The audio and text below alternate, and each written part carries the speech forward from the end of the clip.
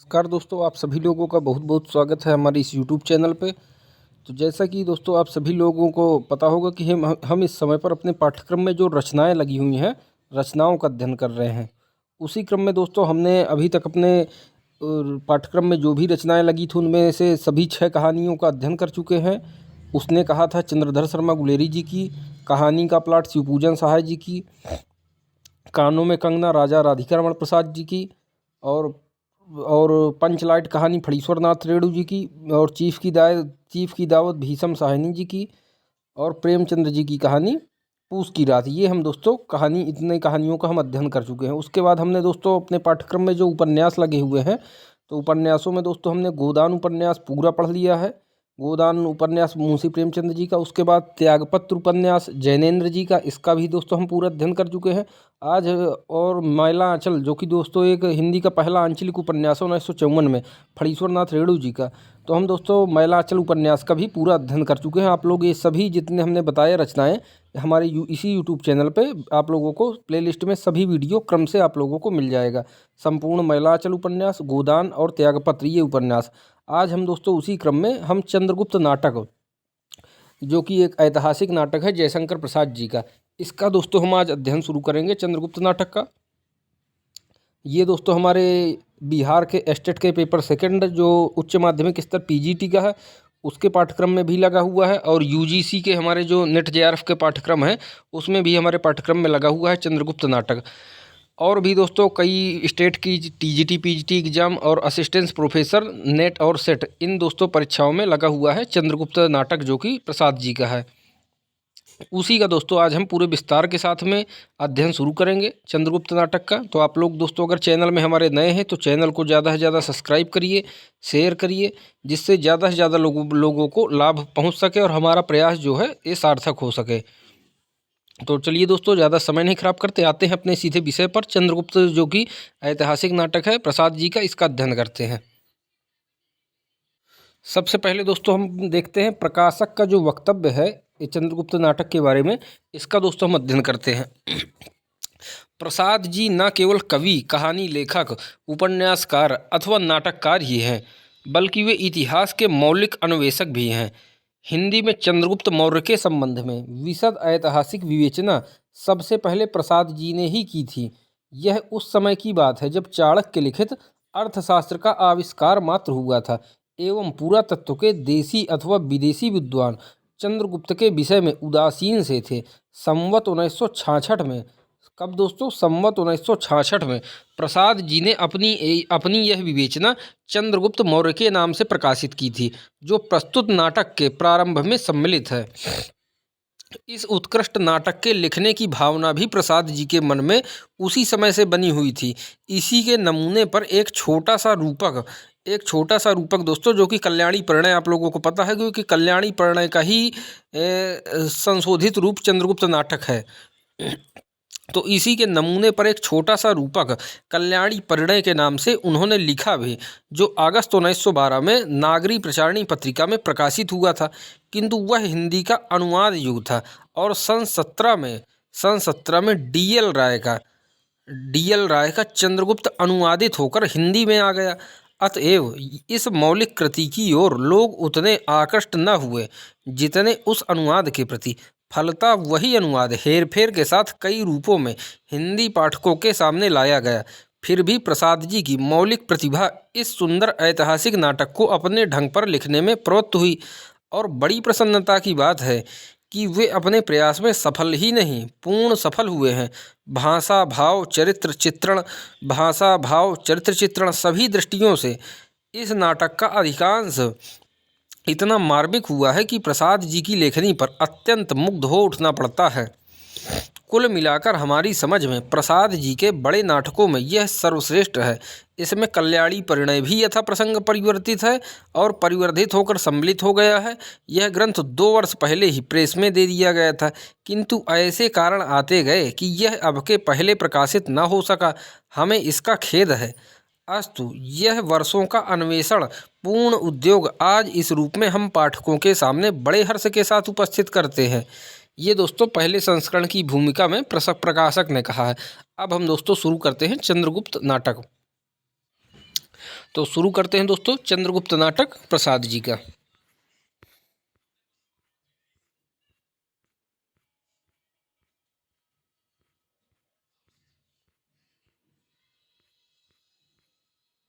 चलिए दोस्तों, मौर्य वंश प्राचीन आर्य नृपतिगण का साम्राज्य उस समय नहीं रह गया था। प्राचीन आर्य नृपतिगण का साम्राज्य उस समय नहीं रह गया था। चंद्र और सूर्य वंशों की राजधानियां अयोध्या और हस्तिनापुर विकृत रूप से भारत के वक्ष स्थल पर अपने साधारण अस्तित्व का परिचय दे रही थी।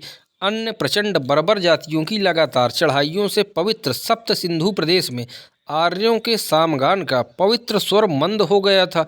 पांचालों की लीला भूमि तथा पंजाब मिश्रित जातियों से भर गया था। जाति, समाज और धर्म सब में एक विचित्र मिश्रण और परिवर्तन सा हो रहा था। कहीं आभीर और कहीं ब्राह्मण राजा बन बैठे थे। यह सब भारत भूमि की भावी दुर्दशा की सूचना क्यों थी? इसका उत्तर केवल यही आपको मिलेगा कि धर्म संबंधी महापरिवर्तन होने वाला था। वह बुद्ध से प्रचारित होने वाले बौद्ध धर्म की ओर भारतीय आर्य लोगों का झुकाव था, जिसके लिए वे लोग प्रस्तुत हो रहे थे। उस धर्म बीज को ग्रहण करने के लिए कपिल, कणाद आदि ने आर्यों का हृदय क्षेत्र पहले से ही उर्वर कर दिया था। तो दोस्तों, उस धर्म बीज को ग्रहण करने के लिए कपिल, कणाद आदि ने आर्यों का हृदय क्षेत्र पहले से ही उर्वर कर दिया था, किंतु यह मत सर्वसाधारण में अभी नहीं फैला था। वैदिक कर्मकांड की जटिलता से उपनिषद तथा सांख्य आदि शास्त्र आर्य लोगों को सरल और सुगम प्रतीत होने लगे थे। ऐसे ही समय पार्श्वनाथ ने एक जीव दयामय धर्म प्रचारित किया।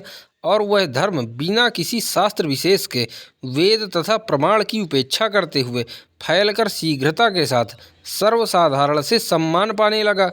आर्यों की राजसूय और अश्वमेध आदि शक्ति बढ़ाने वाली क्रियाएं शून्य स्थान में ध्यान और चिंतन के रूप में परिवर्तित हो गई। अहिंसा का प्रचार हुआ। इससे भारत की उत्तरी सीमा में स्थित जातियों को भारत में आकर उपनिवेश स्थापित करने का उत्साह हुआ। दार्शनिक मतों के प्रबल प्रचार से भारत में धर्म, समाज और साम्राज्य सब में विचित्र और अनिवार्य परिवर्तन हो रहा था। बुद्ध देव के 2-3 शताब्दी पहले ही दार्शनिक मतों ने उन विशेष बंधनों को जो उस समय के आर्यों को उद्विग्न कर रहे थे तोड़ना आरंभ किया। उस समय ब्राह्मण वक्कलधारी होकर कानूनों में रहना ही अच्छा न समझते, वरन वे भी राज्य लोलुप होकर स्वतंत्र छोटे छोटे राज्यों के अधिकारी बन बैठे। क्षत्रियगण राजदंड को बहुत भारी तथा अस्त्र शस्त्रों को हिंसक समझकर उनकी जगह जप चक्र हाथ में रखने लगे। वैश्य लोग भी व्यापार आदि में मनोयोग न देकर धर्माचार्य की पदवी को सरल समझने लगे। और तो क्या, भारत के प्राचीन दास भी अन्य देशों से आई हुई जातियों के साथ मिलकर दस्यु वृत्ति करने लगे। वैदिक धर्म पर क्रमशः बहुत से आघात हुए, जिनसे वह जर्जर हो गया। कहा जाता है कि उस समय धर्म की रक्षा करने में तत्पर ब्राह्मणों ने अर्बुदगिरी पर एक महान यज्ञ करना आरंभ किया, और उस यज्ञ का प्रधान उद्देश्य वर्णाश्रम धर्म तथा वेद की रक्षा करना था। चारों ओर से दल के दल क्षत्रियगण, जिनका युद्ध ही आमोद था, जुटने लगे और वे ब्राह्मण धर्म को मानकर अपने आचार्यों को पूर्ववत सम्मानित करने लगे। तो फिर देखते हैं दोस्तों क्या कह रहे हैं। वैदिक धर्म पर क्रमशः बहुत से आघात हुए, जिनसे वह जर्जर हो गया। कहा जाता है कि उस समय धर्म की रक्षा करने में तत्पर ब्राह्मणों ने अर्बुदगिरी पर एक महान यज्ञ करना आरंभ किया, और उस यज्ञ का प्रधान उद्देश्य वर्णाश्रम धर्म तथा वेद की रक्षा करना था। चारों ओर से दल के दल क्षत्रियगण, जिनका युद्ध ही आमोद था, जुटने लगे और वे ब्राह्मण धर्म को मानकर अपने आचार्यों को पूर्ववत सम्मानित करने लगे। जिन जातियों को अपने कुल की क्रमागत वंश मर्यादा भूल गई थी, वे तपस्वी और पवित्र ब्राह्मणों के यज्ञ से संस्कृत होकर 4 जातियों में विभाजित हुए। इनका नाम अग्निकुल हुआ। क्या हुआ इनका नाम? अग्निकुल।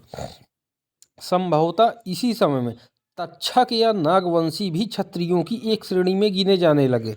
यह धर्म क्रांति भारतवर्ष में उस समय हुई थी जब जैन तीर्थंकर पार्श्वनाथ हुए, जिनका समय ईसा से 800 वर्ष पहले माना जाता है।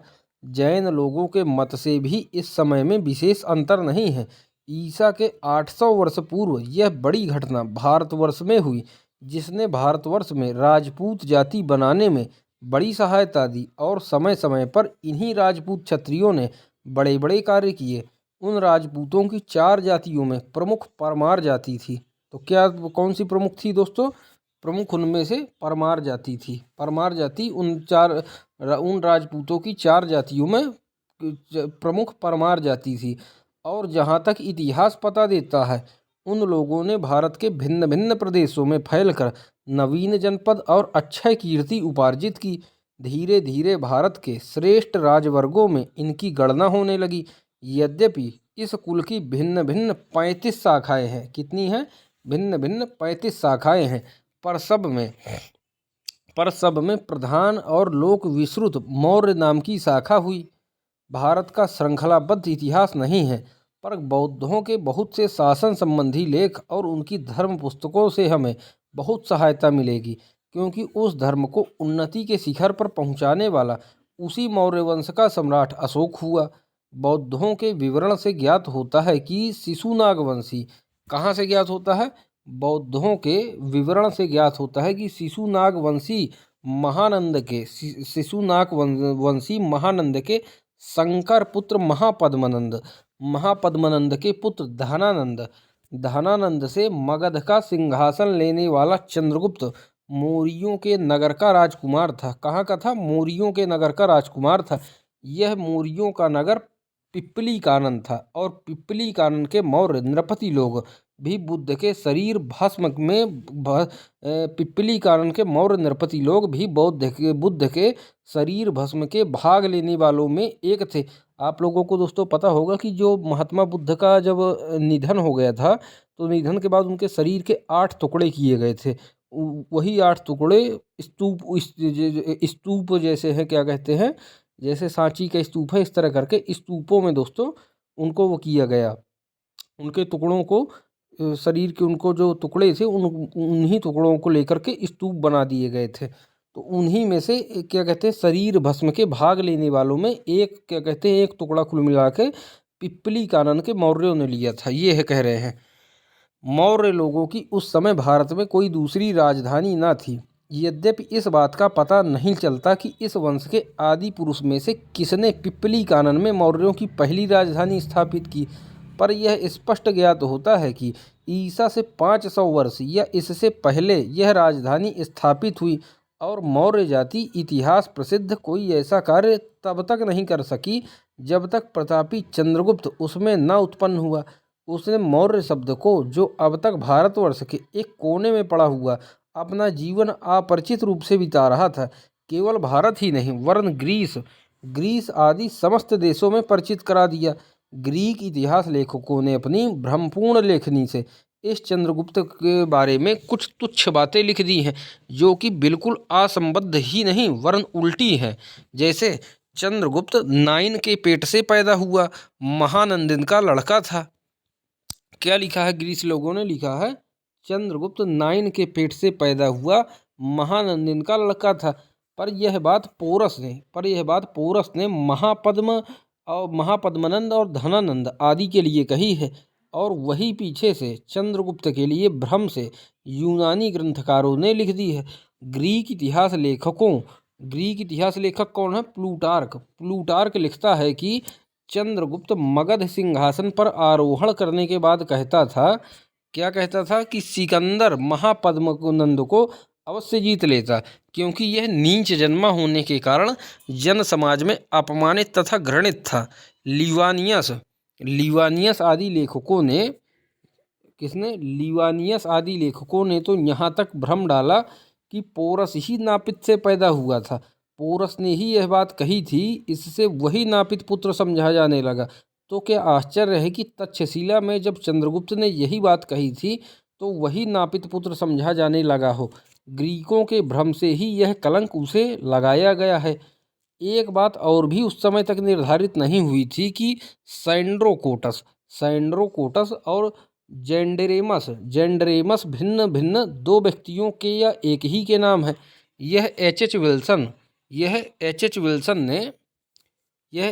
विल्सन ने विष्णु पुराण आदि के संपादन समय में सेंड्रोकोटस और चंद्रगुप्त को एक में मिलाया। यूनानी लेखकों ने लिखा है कि जेरेंडेमस ने बहुत सी सेना लेकर जेरेंडेमस ने बहुत सी सेना लेकर सिकंदर से मुकाबला किया। उन्होंने उस प्राच्य देश के राजा जेरेंडेमस को, जो नंद था, भूल से चंद्रगुप्त समझ लिया, जो तक्षशिला में एक बार सिकंदर से मिला और बिगड़ कर लौट आया। चंद्रगुप्त और सिकंदर की भेंट हुई थी, इसलिए भ्रम से वे लोग सैंड्रोकोटस और जेरेंडेमस को एक समझकर नंद की कथा को चंद्रगुप्त के पीछे जोड़ने लगे। चंद्रगुप्त ने पिपली कानन के कोने से निकलकर पाटलिपुत्र पर अधिकार किया। तो कहाँ से निकलकर? चंद्रगुप्त ने पिपली कानन के कोने से निकलकर पाटलिपुत्र पर अधिकार किया। मेगस्थनीज ने इस नगर का वर्णन किया है और फारस की राजधानी से बढ़कर बतलाया है। अस्तु, मौर्यों की दूसरी राजधानी पाटलिपुत्र, पहली राजधानी कौन है? पिपली कानन, और दूसरी राजधानी पाटलिपुत्र मतलब पटना हुई। पुराणों को देखने से ज्ञात होता है कि चंद्रगुप्त के बाद 9 राजा उसके वंश में मगध के सिंहासन पर बैठे। उनमें अंतिम राजा बृहद्रथ हुआ, जिसे मारकर पुष्यमित्र जो शुंग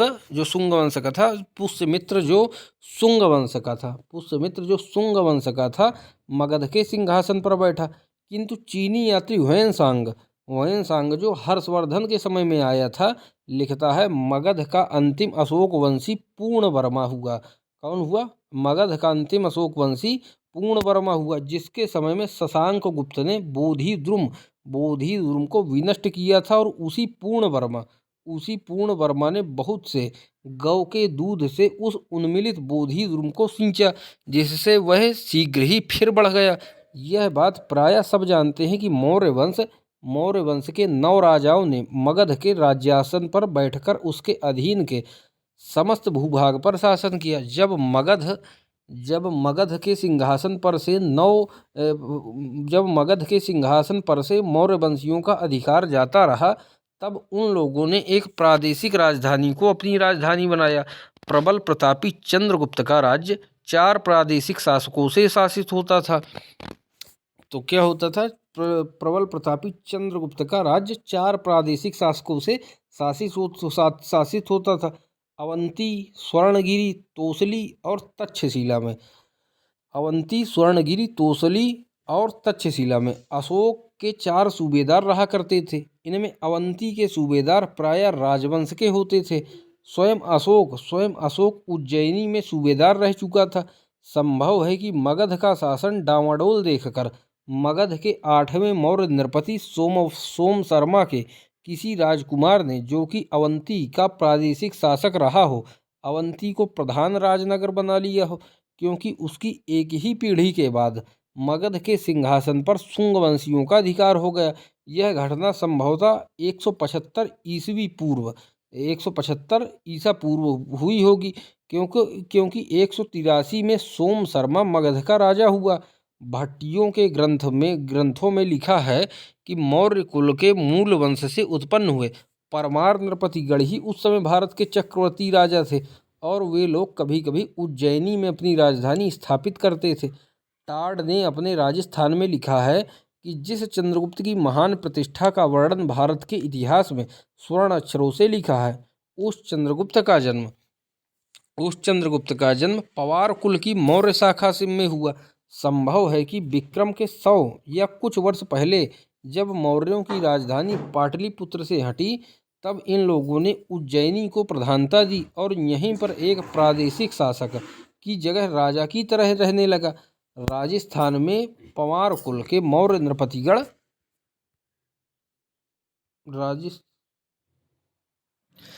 राजस्थान में पंवार कुल के मौर्य नृपतिगण ने इतिहास में प्रसिद्ध बड़े बड़े कार्य किए, किंतु ईसा की पहली शताब्दी से लेकर, कब से, ईसा की पहली शताब्दी से लेकर 5वीं शताब्दी तक प्रायः उन्हें गुप्तवंशी तथा अपर जातियों से युद्ध करना पड़ा। भट्टियों ने लिखा है कि उस समय मौर्य कुल के परमार लोग कभी उज्जैनी और कभी राजस्थान की धारा को अपनी राजधानी बनाते थे। इस दीर्घ काल व्यापनी अस्थिरता में मौर्य लोग जिस तरह अपनी प्रभुता बनाए रहे, उस तरह किसी वीर और परिश्रमी जाति के सिवा दूसरा नहीं कर सकता। इसी जाति के महेश्वर नामक राजा ने विक्रम के 600 वर्षों बाद कार्तवीर्यार्जुन की प्राचीन महिष्मति को, जो नर्मदा के तट पर थी, फिर से बसाया और उसका नाम महेश्वर रखा।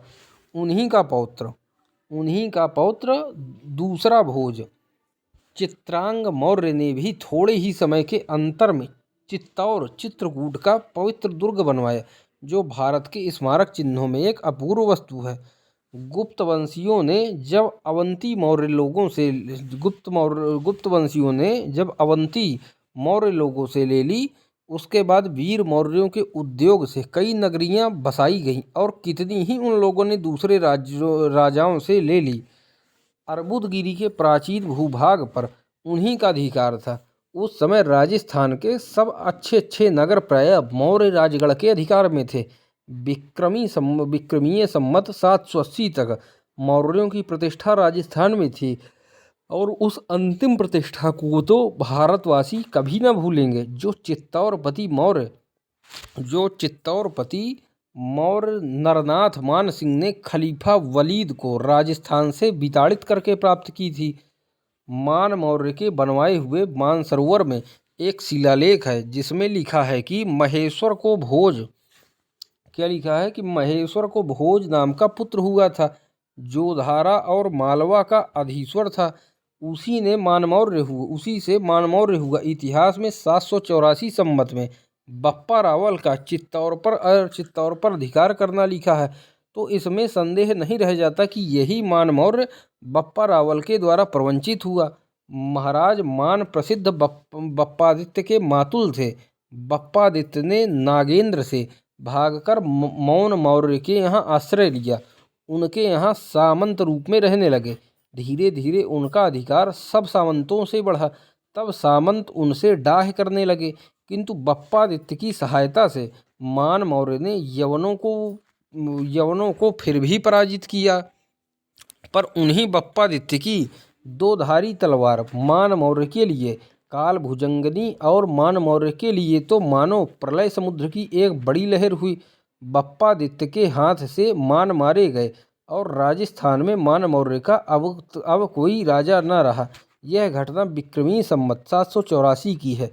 कोटा के कड़वाश्रम के शिव मंदिर में एक शिलालेख संवत 794 का पाया गया है। उससे मालूम होता है कि 8वीं शताब्दी के अंत तक राजपूताना और मालवा पर मौर्य नृपतियों का अधिकार रहा। प्रसिद्ध मालवेश भोज भी परमार वंश का था, जो 1035 में हुआ। इस प्रकार परमार और मौर्य कुल पिछले काल के विवरणों से एक में मिलाए जाते हैं। इस बात की शंका हो सकती है कि मौर्य कुल की मूल शाखा परमार का नाम बौद्धों की प्राचीन पुस्तकों में क्यों नहीं मिलता, परंतु यह देखा जाता है कि जब एक विशाल जाति से एक छोटा सा कुल अलग होकर अपनी स्वतंत्र सत्ता बना लेता है, तब प्रायः वह अपनी संज्ञा को छोड़कर नवीन नाम को अधिक प्रधानता देता है। जैसे इक्ष्वाकु वंशीय होने पर भी बुद्ध शाक के नाम से पुकारे गए। और जब शिलालेखों में मान मौर्य और परमार भोज के एक ही वंश में होने का प्रमाण हम पाते हैं, तब कोई संदेह नहीं रह जाता। हो सकता है मौर्यों के बौद्ध युग के बाद जब इस शाखा का हिंदू धर्म की ओर अधिक झुकाव हुआ, तो परमार नाम फिर से लिया जाने लगा हो, क्योंकि मौर्य लोग बौद्ध प्रेम के कारण अधिक कुख्यात हो गए। बौद्ध विद्वेष के कारण अशोक के वंश को अक्षत्रिय तथा नीच कुल का प्रमाणित करने के लिए मध्यकाल में अधिक उत्सुकता देखी गई है, किंतु यह अस्वीकार नहीं किया जा सकता कि प्रसिद्ध परमार कुल और मौर्य वंश परस्पर संबद्ध है। इस प्रकार अज्ञात पिप्पली कानन के एक कोने से निकलकर विक्रम संवत के 264 वर्ष पहले से 784 वर्ष तक मौर्यों ने पाटलिपुत्र इस प्रकार अज्ञात पिप्पली कानन के एक कोने से निकलकर विक्रम संवत के 264 वर्ष पहले से 784 वर्ष बाद तक मौर्य लोगों ने पाटलिपुत्र, उज्जैनी, धारा, महेश्वर, चित्तौड़, चित्रकूट और अर्बुदगिरी आदि में अलग अलग अपनी राजधानियां स्थापित की और लगभग 1050 वर्ष तक वे लोग मौर्य नरपति कहकर पुकारे गए। अब हम दोस्तों देखेंगे पिप्पली कानन के मौर्य। ये हमारा रहेगा हेडिंग, पिप्पली कानन के मौर्य। मौर्य काल का सबसे प्राचीन स्थान पिप्पली कानन था। चंद्रगुप्त के आदि पुरुष मौर्य इसी स्थान के अधिपति थे और यह राजवंश गौतम बुद्ध के समय में प्रतिष्ठित गिना जाता था, क्योंकि बौद्धों ने महात्मा बुद्ध के शरीर भस्म का भाग पाने वाले पिप्पली कानन के मौर्यों का भी उल्लेख किया है। पिप्पली कानन बस्ती जिले में नेपाल की सीमा पर है। वह ढूह और स्तूप है। इसे अब पिपरहिया कोट कहते हैं। फाहियान चीनी यात्री था। फाहियान ने स्तूप आदि देखकर भ्रमवश इसी को पहले कपिलवस्तु समझा था। मिस पीपी ने इसी स्थान को पहले खुदवाया और बुद्ध देव की धातु और जो वस्तुएं मिली उन्हें गवर्नमेंट को अर्पित किया था। धातु का प्रधान अंश सरकार ने श्याम के राजा को दिया।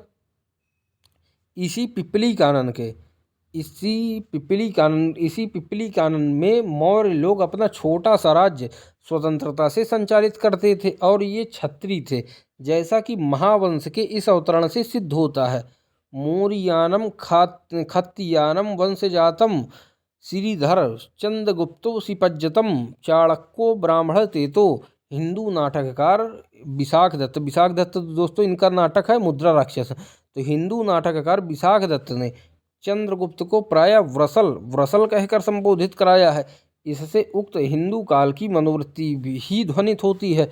वस्तुतः व्रसल शब्द से तो क्षात्रियुत और भी प्रमाणित होता है, क्योंकि सनकेस्तु क्रिया लोपादिमा क्षत्रिय जातम व्रसलश्च गता लोके ब्राह्मणा नाम दर्शनात्। से यही मालूम होता है कि जो क्षत्रिय वैदिक क्रियाओं से उदासीन हो जाते थे उन्हें धार्मिक दृष्टि से व्रसलत्व प्राप्त होता था। वस्तुतः वे जाति से क्षत्रिय थे। स्वयं अशोक मौर्य अपने को क्षत्रिय कहता था। यह प्रवाद भी अधिकता से प्रचलित है कि मौर्य वंश मूरा नाम की शूद्रा से चला है और चंद्रगुप्त उसका पुत्र था। यह भी कहा जाता है कि चंद्रगुप्त मौर्य शूद्रा मूरा से उत्पन्न हुआ नंद का ही पुत्र है। किंतु विंसेंट स्मिथ लिखते हैं, क्या लिखते हैं विंसेंट स्मिथ लिखते हैं, but is perhaps more probable that the dynastic of Mauryas and Nandas were not connected by blood। तात्पर्य कि यह अधिक संभव है कि नंदों और मौर्यों का कोई रक्त संबंध नहीं था। मैक्स मूलर भी लिखते हैं, क्या लिखते हैं Max Muller, the statement of Wilford that Mauryas meant in Sanskrit of spring of Berber and Shudra woman has never been proved। मूरा शूद्रा तक ही बात न रही, एक नापित भी आ गया। मौर्य शब्द की व्याख्या करने जाकर कैसा भ्रम फैलाया गया है। मूरा से मौर्य या मौर्य बन सकता है, ना कि मौर्य। कुछ लोगों का अनुमान है कि शुद्ध शब्द मौर्य है, उससे संस्कृत शब्द मौर्य बना है, परंतु यह बात ठीक नहीं, क्योंकि अशोक के कुछ ही समय बाद पतंजलि ने स्पष्ट मौर्य शब्द उल्लेख किया है। मौर्य ही रणयाथ्रीभिर्चा प्रकल्पिका भाष्य 5/399। इसलिए मौर्य शब्द मौर्य शब्द अपने शुद्ध रूप में संस्कृत का है, ना कि कहीं से लेकर संस्कारित किया गया। तब तो यह स्पष्ट है कि मौर्य शब्द अपनी संस्कृत व्युत्पत्ति के द्वारा मूरा का पुत्र वाला अर्थ नहीं प्रकट करता। यह वास्तव में कपोल कल्पना है और यह भ्रम यूनानी लेखकों द्वारा प्रचारित किया गया है, जैसा कि ऊपर दिखाया जा चुका है। अर्थ कथा में मौर्य शब्द की एक और व्याख्या मिलती है। शाक के लोगों में आपस में बुद्ध के जीवन काल में ही एक और झगड़ा हुआ और कुछ लोग हिमवान के पिपली कानन प्रदेश में अपना नगर बसाकर रहने लगे। उस नगर के सुंदर घरों पर क्रोंच और मोर पक्षियों के चित्र अंकित थे, इसलिए वहाँ के शाक के लोग मौर्य कहलाए। कुछ सिक्के बिहार में ऐसे भी मिले हैं जिन पर मयूर का चिन्ह अंकित है। इससे अनुमान किया जाता है कि वे मौर्य काल के सिक्के हैं, किंतु इससे भी उनके क्षत्रिय होने का प्रमाण ही मिलता है। हिंदी मुद्रा राक्षस की भूमिका में भारतेंदु जी लिखते हैं कि महानंद, जो कि नंद वंश का था, उससे 9 पुत्र उत्पन्न हुए। बड़ी रानी से 8 और मुरा नामनी नापित कन्या से 9वां चंद्रगुप्त। महानंद और उसके मंत्री क्या नाम है, सकटार। महानंद और उसके मंत्री सकटार में वैमनस्य हो गया। इस कारण मंत्री ने चाणक्य द्वारा महानंद को मरवा डाला और चंद्रगुप्त को चाणक्य ने राज्य पर बिठाया, जिसकी कथा मुद्रा राक्षस में प्रसिद्ध है। किंतु यह भूमिका जिसके आधार पर लिखी हुई है वह मूल संस्कृत मुद्रा राक्षस के टीकाकार का लिखा हुआ उपोद्घात है। भारतेंदु जी ने उसे भी अविकल ठीक न मानकर कथा सरित सागर के आधार पर उसका बहुत सा संशोधन किया है। कहीं कहीं उन्होंने कई कथाओं का उलटफेर भी कर दिया है। जैसे हिरण्यगुप्त के स्थान को बतलाने पर राजा के फिर सकटार से प्रसन्न होने की जगह विचक्षणा के उत्तर से प्रसन्न होकर सकटार को छोड़ देना तथा चाणक्य के द्वारा अभिचार से मारे जाने की जगह महानंद का विचक्षणा के दिए हुए विष से मारा जाना इत्यादि। ढूंढी लिखते हैं कि कली के आदि में नंद नाम का एक राजवंश था। उसमें सर्वार्थ सिद्धि मुख्य था। उसकी दो रानियां थी, एक सुनंदा, दूसरा व्रसला मुरा। तो क्या कहते हैं दोस्तों? तो दोस्तों ढूंढी लिखते हैं कि कली के आदि में नंद नाम का एक राजवंश था, उसमें सर्वार्थ सिद्धि मुख्य था। तो नंद की दोस्तों 2 रानियां थी, एक का नाम सुनंदा था, दूसरी व्रसला मुरा। सुनंदा को एक मांस पिंड और मुरा को मौर्य उत्पन्न हुआ। मौर्य से 9 पुत्र उत्पन्न हुए। मंत्री राक्षस ने उस मांस पिंड को जल में 9 टुकड़े करके रखा, जिससे 9 पुत्र हुए। सर्वार्थ सिद्धि अपने उन 9 लड़कों को राज्य देकर तपस्या करने चला गया। उन नौ नंदों ने मौर्य और उसके लड़कों को मार डाला। केवल एक चंद्रगुप्त प्राण बचाकर भागा, जो चाणक्य की सहायता से नंदों का नाश करके मगध का राजा बना। कथा सरित सागर के कथापीठ लंबक में चंद्रगुप्त के विषय में एक विचित्र कथा है। उसमें लिखा है कि नंद के मर जाने पर इंद्रदत्त ने, जो कि उसके पास गुरुदक्षिणा के लिए द्रव्य मांगने गया था, अपने आत्मा को योग बल से राजा के शरीर में डाला और राज्य करने लगा। जब उसने अपने साथी वररुचि को 1 करोड़ रुपया देने के लिए कहा, तब मंत्री सकटार ने, जिसको राजा के मरकर फिर से जी उठने पर पहले से ही शंका थी, विरोध किया। तब उस योगनंद राजा ने चिढ़कर उसको कैद कर लिया और वररुचि को अपना मंत्री बनाया। योगनंद बहुत विलासी हुआ। उसने सब राज्यभार मंत्री पर छोड़ दिया। उसकी ऐसी दशा देखकर वररुचि ने सकटार को छुड़ाया और दोनों मिलकर राज्य कार्य करने लगे। एक दिन योगनंद की रानी के चित्र में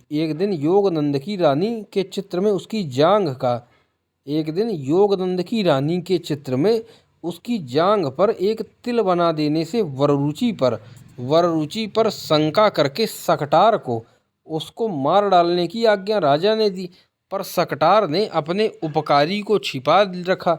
योगनंद के पुत्र हिरण्यगुप्त ने जंगल में अपने मित्र रीछ से विश्वासघात किया। इससे वह पागल और गूंगा हो गया। राजा ने कहा, यदि वर रुचि होता तो इसका कुछ उपाय करता। अनुकूल समय देखकर सकटार ने वररुचि को प्रकट किया। वररुचि ने हिरण्यगुप्त को सब रहस्य सुनाया और उसे निरोग किया। पर योगनंद ने पूछा कि तुम्हें यह बात कैसे ज्ञात हुई? वररुचि ने उत्तर दिया, योग बल से, जैसे रानी की जांघ का तिल। राजा उस पर बहुत प्रसन्न हुआ, पर वह फिर न ठहरा और जंगल में चला गया। सकटार ने समय ठीक देखकर चाणक्य द्वारा योगनंद को मरवा डाला और चंद्रगुप्त को राज दिलाया। ढूंढी ने भी नाटक में व्रसल और मौर्य शब्द का प्रयोग देखकर चंद्रगुप्त को मूरा का पुत्र लिखा है, पर पुराणों में कहीं भी चंद्रगुप्त को व्रसल या शूद्र नहीं लिखा है। पुराणों में शूद्र शब्द का जो प्रयोग हुआ है वह शूद्रा जात महापद्मनंद के वंश के लिए है। यह नीचे दिए विष्णु पुराण के उद्धृत अंश पर ध्यान देने से स्पष्ट हो जाएगा। ततो महानंदी इत्यते शेषुनागा 10 भूमि पाला स्त्री वर्ष शतानि 63 भविष्यन्ति महानंदी सुतः शूद्रा गर्भ उद्भव तिलुब्धा महापद्मनो नंदा परशुरामा युवा परो खिल छत्रांधकारी भविता तत् प्रभति शूद्रा भूमिपाला भविष्यन्ति सा चैकछत्रा मनुलंघति शासनो महापद्म पृथ्वी भोक्षति तस्या स्पष्टो सुता सुमल्या यह भवितार तस्य च महापद्मस्यानु पृथ्वी भोक्षति महापद्म तत्पुत्राश्च एकः वर्षशतभूमि पतयो भविष्यन्ति नवेवतान नंदान कौटुल्यो ब्राह्मणा समुद्रस्यन्ति तेषां भावे मौर्याश्च पृथ्वी भोक्षति कौटिल्य एवं चंद्रगुप्त राज्येश भिक्षन्ति। चतुर्थ अंश अध्याय 24। इससे यह मालूम होता है कि महानंद के पुत्र महापद्मनंद ने जो शूद्र जात था अपने पिता के बाद राज्य किया और उसके बाद सुमाल्य आदि 8 लड़कों ने राज्य किया और इन सब ने मिलकर महानंद के बाद 100 वर्ष राज्य किया। इसके बाद चंद्रगुप्त को राज्य मिला। अब यह देखना चाहिए कि चंद्रगुप्त को जो लोग महानंद का पुत्र बताते हैं उन्हें कितना भ्रम है, क्योंकि उन लोगों ने लिखा है कि महानंद को मारकर चंद्रगुप्त ने राज्य किया, परंतु ऊपर लिखी हुई वंशावली से यह प्रकट हो जाता है कि महानंद के बाद 100 वर्ष तक महापद्मनंद और उसके लड़कों ने राज्य किया। तब चंद्रगुप्त की कितनी आयु मानी जाए कि महानंद के बाद महापद्मादि के 100 वर्ष राज्य कर लेने पर भी उसने 24 वर्ष शासन किया? यह एक विलक्षण बात होगी। यदि नदांत क्षत्रिय कुलम के अनुसार शूद्रा जात महापद्मनंद और उसके लड़के तो क्षत्रिय मान लिए जाएं और अतः पर शूद्रा पृथ्वी भोक्षति के अनुसार शूद्रता चंद्रगुप्त ने से आरंभ की जाए। महानंद को जब शूद्रा से एक ही लड़का महापद्मनंद था तब दूसरा चंद्रगुप्त कहाँ से आया? पुराणों में चंद्रगुप्त को कहीं भी महानंद का पुत्र नहीं लिखा है। यदि सचमुच अंतिम नंद का ही नाम ग्रीकों ने जेंडरेमस रखा था तो अवश्य ही हम कहेंगे कि विष्णु पुराण की महापद्मनंद वाली कथा ठीक ग्रीकों से मिल जाती है। यह अनुमान होता है कि महापद्मनंद वाली कथा पीछे से बौद्ध द्वेषी लोगों के द्वारा चंद्रगुप्त की कथा में जोड़ी गई है, क्योंकि उसी का पौत्र अशोक बौद्ध धर्म का प्रधान प्रचारक था। ढूंढी के उपोदघात से एक बात का और पता लगा कि चंद्रगुप्त महानंद का पुत्र नहीं किंतु मौर्य सेनापति का पुत्र है। ये दोस्तों बिल्कुल सही बात है, किंतु मौर्य सेनापति का पुत्र था। महापद्मनंद आदि शूद्र गर्भ उद्भव होने पर भी नंदवंशी कहलाए। तब चंद्रगुप्त मूरा के गर्भ से उत्पन्न होने के कारण नंदवंशी होने से क्यों वंचित किया जाता है? इसलिए मानना पड़ेगा कि नंदवंश और मौर्य वंश भिन्न है। मौर्य वंश अपना स्वतंत्र अस्तित्व रखता है, जिसका उल्लेख पुराण, बृहत कथा, कामंडकीय इत्यादि में मिलता है और पिछले काल के चित्तौर आदि के शिलालेखों में भी इसका उल्लेख है। इसी मौर्य वंश में चंद्रगुप्त उत्पन्न हुआ। तो ये था दोस्तों क्या कहते हैं चंद्रगुप्त नाटक का। अब दोस्तों इसके आगे हम क्या कहते हैं चंद्रगुप्त का बाल्य जीवन पढ़ेंगे। तो हम दोस्तों सोच रहे हैं कि चंद्रगुप्त का बाल्य जीवन हम अगले वीडियो में देखें पढ़ें, क्योंकि फिर वीडियो लंबा हो जाएगा तो आप लोग भी बोर होने लगेंगे। इसलिए हम दोस्तों इसके आगे से चंद्रगुप्त का बाल्य जीवन यहाँ से हम दोस्तों अगले वीडियो में शुरू करेंगे। तब तक आप लोग चैनल में बने रहिए, चैनल को ज़्यादा से ज़्यादा शेयर करिए, सब्सक्राइब करिए और प्लेलिस्ट में सभी वीडियो जितने भी उपलब्ध हैं, रचनाएं हमारे पाठ्यक्रम में जो जो भी लगी हैं उनका अध्ययन करिए दोस्तों, और ज़्यादा से ज़्यादा लोगों को शेयर करिए जिससे ज़्यादा से ज़्यादा लोगों को लाभ पहुँचेगा। इसके आगे हम दोस्तों मिलेंगे चंद्रगुप्त का बाल्य जीवन अगले वीडियो में। तब तक चैनल में बने रहिए, पढ़ते रहिए, अध्ययन करते रहिए। धन्यवाद दोस्तों।